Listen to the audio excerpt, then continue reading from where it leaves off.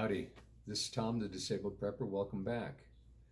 So this video is a little more somber than I usually do, and it's on a subject that I don't often speak about or talk about, and that is Christianity in America. There's much that I want to discuss, but I want to keep this video short. As you may know, I was working on a previous series called That's Armageddon, and wanted to bring, and I'm still working on that. It's just not coming together like I really wanted it to, so it's requiring a tremendous amount of more work than I thought it would. Anyway, in my That's Armageddon series, I'm trying to present as preppers ways that we can prepare for what is coming on the earth according to the Bible. Now, why would I do that? Well, because I'm a Bible-believing Christian. I believe our country is founded on biblical ideals, on concepts of the Judeo-Christian Bible, and I think without those, our country will end up like it currently is, which is tremendously divided, with evil having a much greater hand in the life, in the culture, in the influence of our world, rather than good. And I believe good and evil are valid concepts. I believe evil is real. It's not some social construct or something like that. It is a real thing, as is good. Men can be good or men can be evil. So, as you can imagine, that is why this is such a somber discussion. Now, a common saying in our current society is that I would rather live on my feet than die on my knees. The idea being is that the servitude that evil is trying to force on our country right now, as our country is trying to, big picture, evil is trying to bring our country into submission via socialism/communism, which is a political ideal. It's an ideology that doesn't work. It works in theory, but it doesn't work in reality, because nobody wants to be enslaved, and that has nothing to do with race, creed, or color. No human being wants to be enslaved. Now however, people will accept varying degrees of enslavement. For instance, I have to slave away to get the $228 a month to pay for my phone bill, because I have a smartphone and my daughter has a smartphone, and I pay for both of our phones. And they're Samsung Galaxy 9s, so those were bought on credit, so to speak. So I have a monthly payment that pays for the phone itself. Part of that monthly payment pays for the use of that phone, the data used on that phone, the messages used on that phone, and pretty much everyone understands how that works nowadays. So I've accepted that level of enslavement in order to have a smartphone. However, as a Christian, being on your knees is not a negative thing. We should, as Christians, for those Bible-believing Christians, devout Christians, we should be on our knees every day praying to God. It's an act of submission before our great Creator, that He is in charge of our lives. He traded His blood that He shed on the cross for us so that we can be free. And in exchange, if we love Him, we will keep His commandments. So, What commandments did he give us? To love thy neighbor as thyself, to do unto others as you would have others do unto you, the golden rule. It also, if you continue to read the Bible, you'll see we are to sell our coat and give to those who don't have anything. I can't quote the verse on that. That's kind of a generic paraphrase, so please forgive me on that.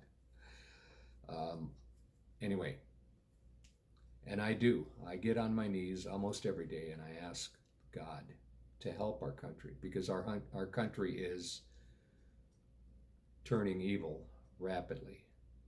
The lines battle, as the song goes, battle lines are being drawn.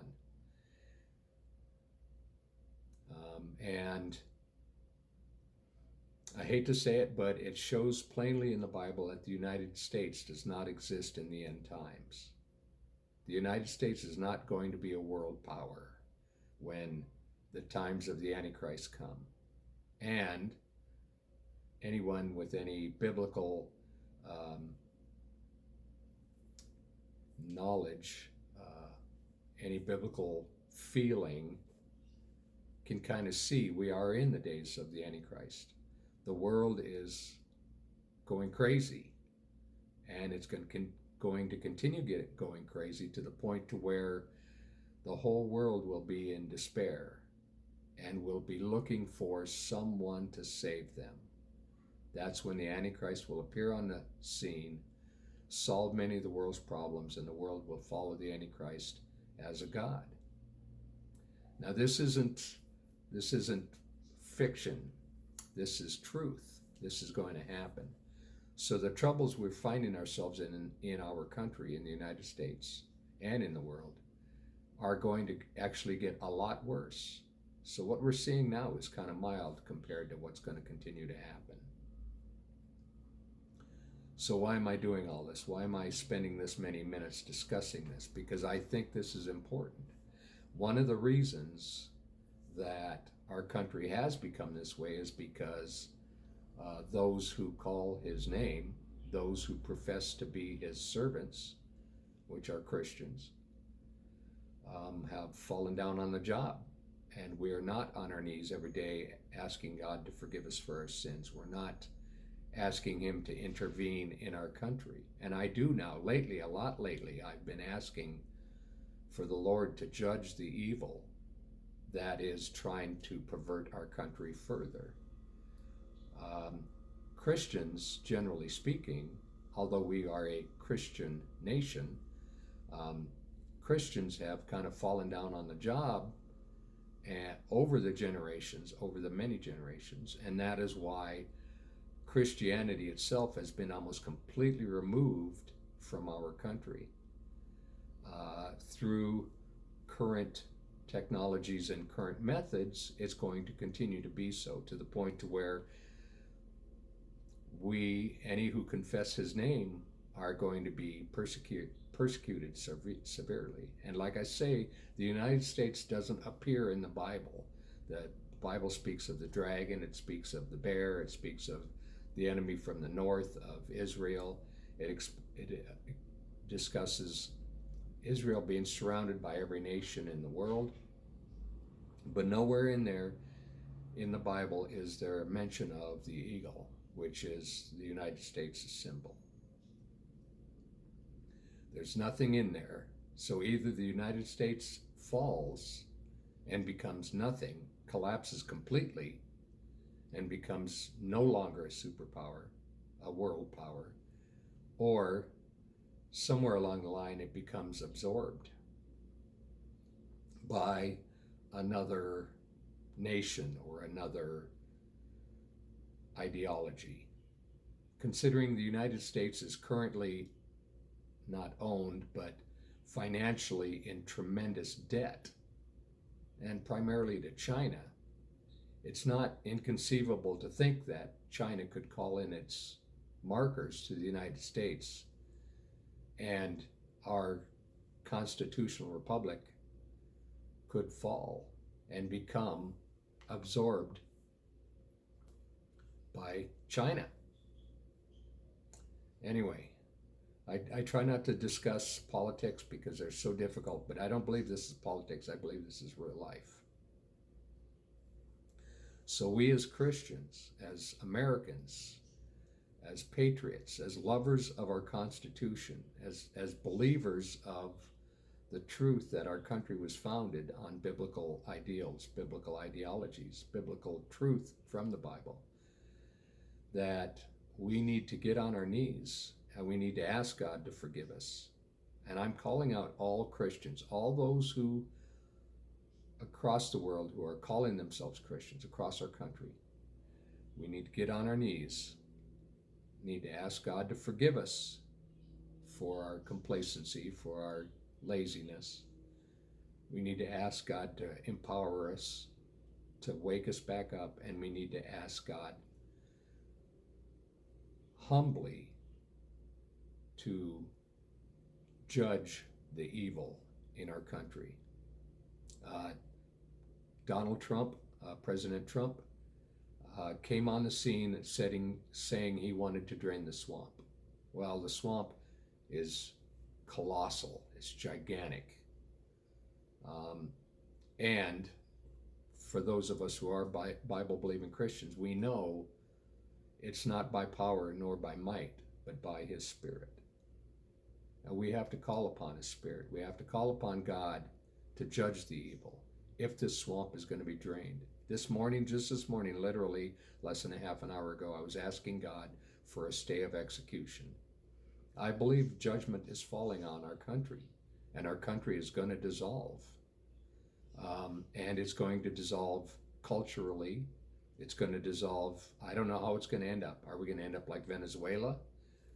Are we going to end up in armed conflict where the citizen patriots are going to be wiped out? I don't know. Only God knows that. But judgments that is falling on our country is falling. And I've asked God for a stay of execution, that He not judge our country just yet, in a sense that righteousness can maybe bloom a while longer or grow while I'm alive, and that if judgment is to fall, that it, selfishly I ask, that it fall after I die. Anyway, so isn't that a somber thing to try to discuss? And as I say, I encourage all you Christians out there, all you Bible-believing Christians, get on your knees, fight on your knees. It's not us that's going to do it. We can have all the guns in the world, we can have all the ammunition in the world. Jericho was defeated by people walking around it. It's not going to be our guns, it's going to be God that does it. And God isn't going to do it if we're standing on our feet shaking our fist.